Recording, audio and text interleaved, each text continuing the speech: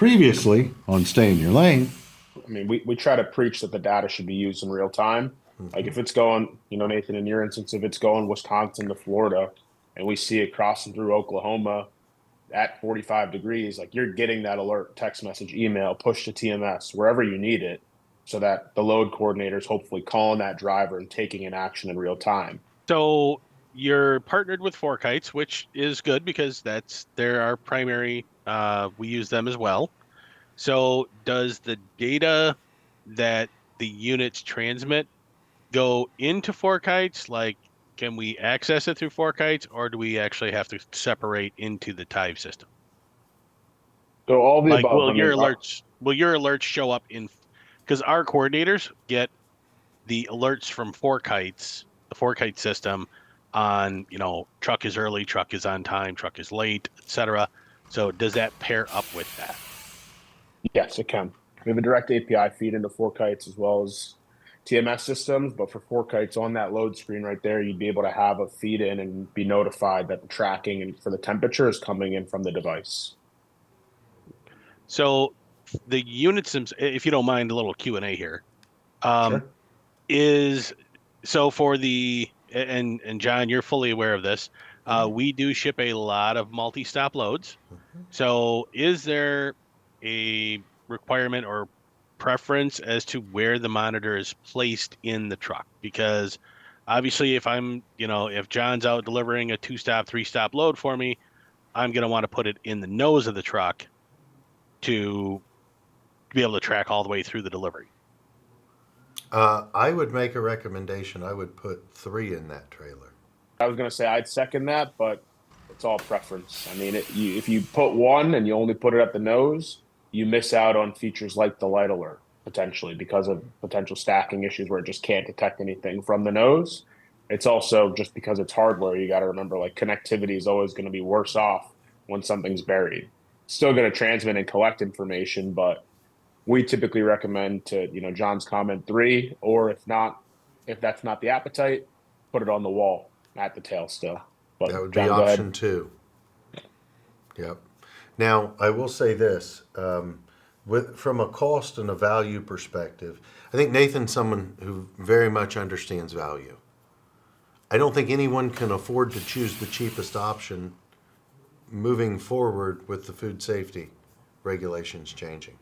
And especially with them becoming an enforcement organization, not a guidance organization.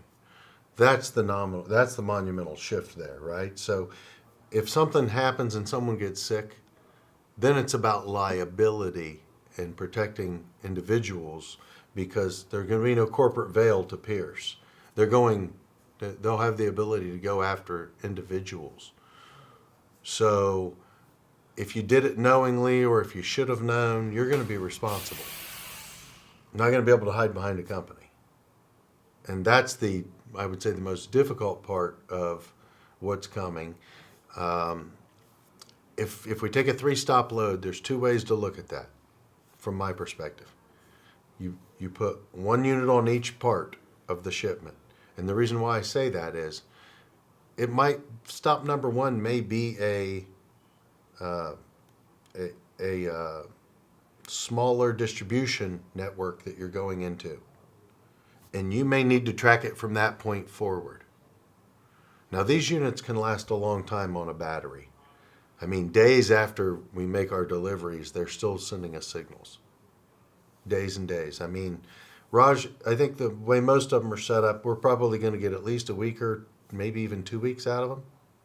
I mean, if you set them to read every 30 minutes, they can last 3 weeks to a month, and they can go even longer. Right. So if I'm going to watch product go through a supply chain and I'm taking it to a distribution network, whether it's South Plainfield, New Jersey, or Colorado, or wherever your pool distribution setup is, that recorder stays with that product until that product's been run through the chain.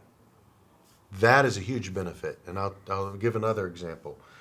We ran a test run with some of Rajah's units and another one of our shippers a month or two ago. And the warehouse had guidance that if it broke 40 degrees to reject it. So we put Tive units in the trailers. The trailers went down, were received, and the warehouse that they were going into was kept at 44 degrees. The, the FDA or USDA had a temp requirement on the product at 45. If it breaks 45, it goes into the dumpster or, landfill. And they were running their warehouse at 44 and rejecting anything that touched 40 degrees. Previously, we would have assumed they ran their warehouse at 38 or 36. But once we got Tive units and put them on, their recorder that the shipper put on the trailer was still on there. They took that off, and the Tive units stayed with the product throughout the supply chain. So we got to see, and that was valuable information for us to have. But when we're talking about liability and traceability, because liability comes with it, now you start to say, well, if I spend $25 for a recorder that gives me no real-time information, which is, I would say, is the minimal requirement these days by most customers, and I spend 50 instead of 25, or in that neighborhood of 50 for a Tive unit, I did spend twice as much, but my return is more than twice as much.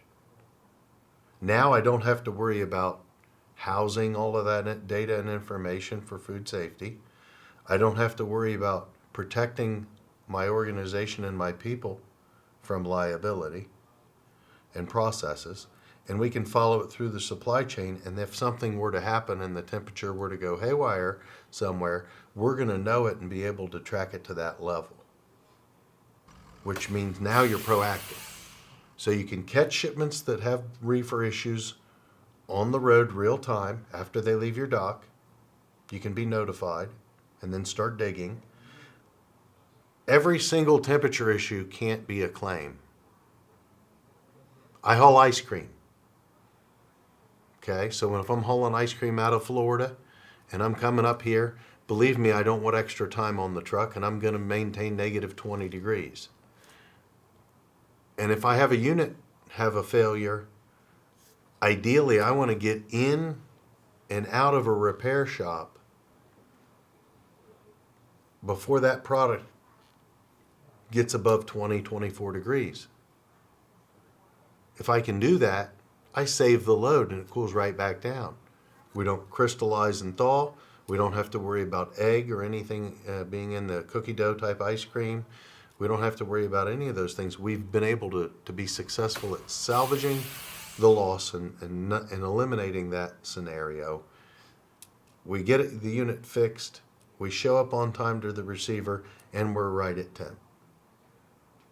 So being able to track this real time would have done me no good to show up with a recorder that I spent $25 for to the receiver, because they're still going to reject the load. It got warm. I'm not able to get proactive about it. So for us, Raj, your product's been amazing. I would say that you have saved us on a small scale, the couple that we started to use your product with, you've saved us between 10 and 20 truckload shipments since the summer. Yeah, we're happy to hear that. And you bring up, I mean, we got to talk. The money is all part of the talk. Food of any industry, inputs the highest it's ever been. The first question we get asked, how much does it cost? But this is absolutely something where you got to spend a little money to get a return. But most of our customers don't have to wait for a budgetary moment, because this is viewed as an OpEx spend as opposed to a capital expenditure. It's a typical equipment to purchase on a monthly spend, like a temperature recorder you're buying already, and so you can get started tomorrow. But the best thing is when you save that first shipment. I'll never forget one of my first customers, a potato shipper out of Idaho, not using anything, not buying any technology, but we got them 10 sample units, And in that first 10, they saved the load going to McDonald's. Next thing you know, the next week they've got a contract with us. Like all it takes is seeing those first couple results to prove this to the rest of the management team that this is something that we should full on take on. And you just have to save a couple loads, like moving high value dairy products, high value meat products. Like there's quick ROI that can be achieved by just deploying some of these sensors across particular areas of your supply chain. I would say, whether it's high value or not, let's say if your average shipment was $30,000, that wouldn't be considered high value. The problem is, you fail your customer, right? You can put a replacement order in. You lose the production time for the product. You can't make up production time. It's time's undefeated. So you lose the production time when you made the product the first time to satisfy the order. You miss the customer's order, so now they're short.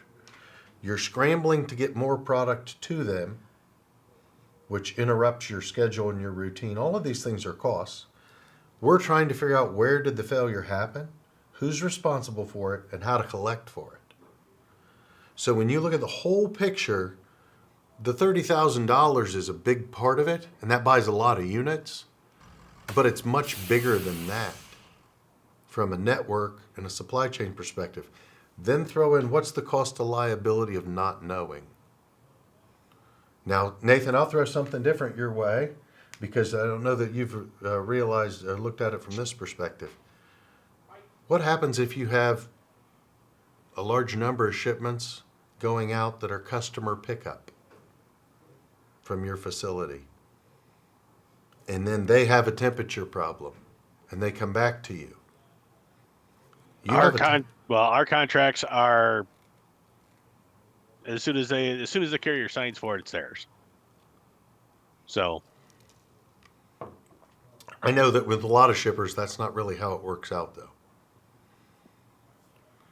When there's a question or a problem after the fact. And they could send an absolute rickshaw wagon in to pick up your shipment and then come back and say, hey, we want to talk about this. I know some shippers then end up, not able to defend themselves and have to dig in their wallet. I don't agree with that because CPUs, once you sign for it on the dock and leave, it's your product. You've taken possession of it and signed for it.